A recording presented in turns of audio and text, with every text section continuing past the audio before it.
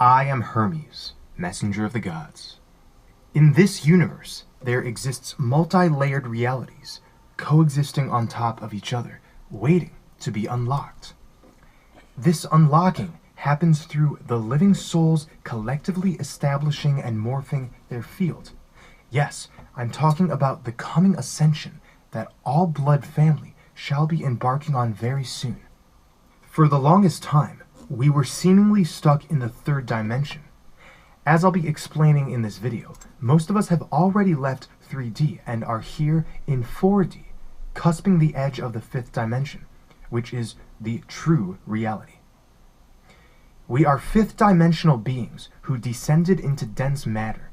Our consciousness became distorted and therefore we fell into the third dimension. This is what the fall of man we hear about in the Bible speaks of.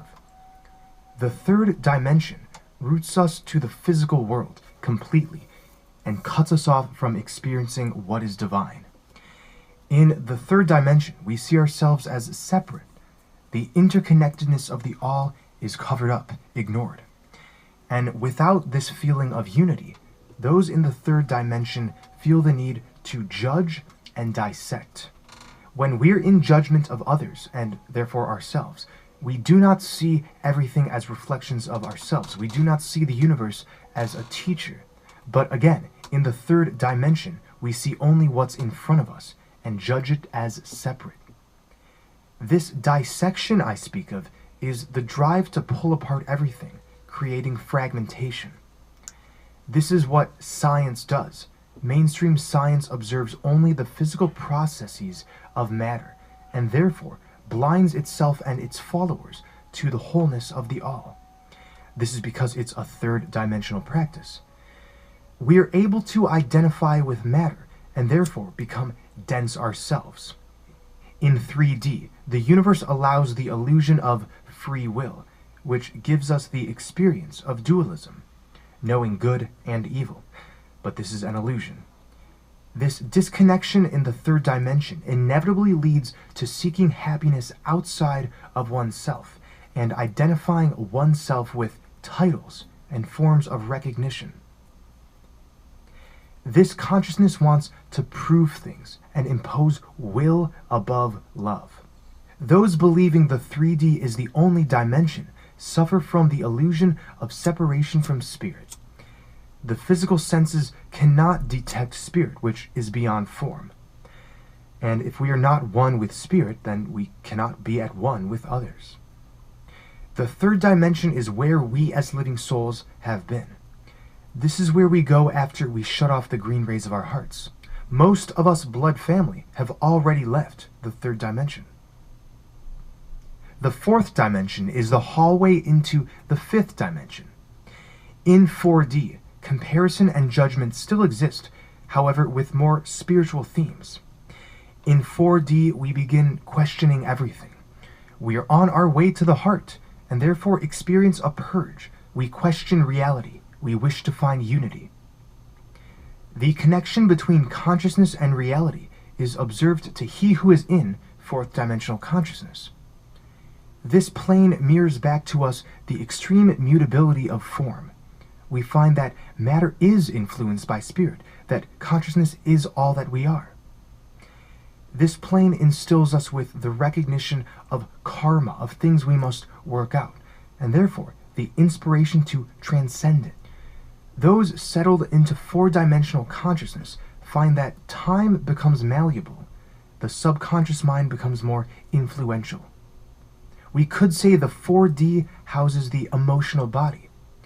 The emotional body studies the astral plane, and the mental body tries to interpret the information that it receives. However, the more we rise up, the more this linear-based thinking the mental body is doing shall dissolve, and the mental body and emotional body shall be as one. The fifth dimension is the highest realm a soul can reach in the context of our current understanding. I say this because the fifth dimension is where unity takes place.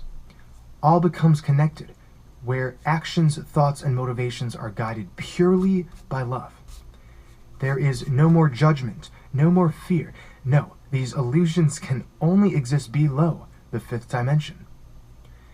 We are able to feel unity in our individual etheric bodies. After leaving the fifth dimension and going upwards, things become so intertwined and mashed together in perfect bliss that we cannot fathom what that is like. This is why we say the fifth dimension is the highest realm a soul can reach. A soul is a fragment of an oversoul, and merging back with the oversoul after the fifth dimension is just way too abstract of a concept to explain. The fifth dimension is the last stop downward on the dimensional ladder before we enter the realms of limitation. Our bodies here are not dense, but are luminous, made of light, made of pure creative mist. In 5D, there is no pain or physical limitation because there is no density. Therefore, there is no physical suffering. And also, we don't suffer at all because there is no form of separation. We consistently experience the oneness of the all. Time does not exist here because everything is in the eternal now. This is where we find immortality, magic, creating harmonious fantasy lands, what we would call teleportation. These are all what we shall experience in the fifth dimension. This is Hyperborea. This is where we shall be after waking up from the halls of Amenti. I say waking up because we never left the fifth dimension. We are dreaming up these lower levels of ignorance. So this transition is happening right now, and we're feeling it more and more as our egos drop, as our judgments fade away. The biggest realization to jump from 4D to 5D is that the so-called darkness of the world is a direct reflection of our own shadow aspects. The biggest step is to see that the world does not need changing. It is you who must change from within. By going inwards and working out your shadows, you add a piece of the collective ascensional puzzle. None of us can ascend by ourselves because all is connected. Again, thinking you are separate is a part of the third-dimensional fragmented consciousness.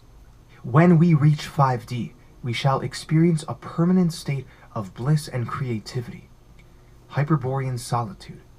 No effort shall be required to remain in this state. This is the state that has been spoken of in the tales of the Christian Eden, the Tibetan Shambhala and Shangri-La, the European Avalon, and the Egyptian Aru. The spirit now recognizes nothing is separate. There is nothing to fear. We must go inwards, everyone. We must go inwards. The Great Mother is with us all. We must live in patience, in flow state. Accusation, judgment, aggression, fear. These are all perilous illusions which have plagued us for too long. It's time to make the change and dissolve time. I am Hermes, messenger of the gods, at your service.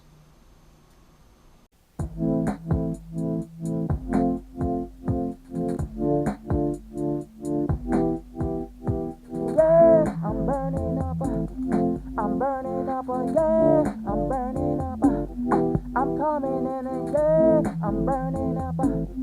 You hear me saying yeah, I'm burning up. I'm coming in hot. I'm simply on fire. You're gonna get the best of me. Why taking you higher?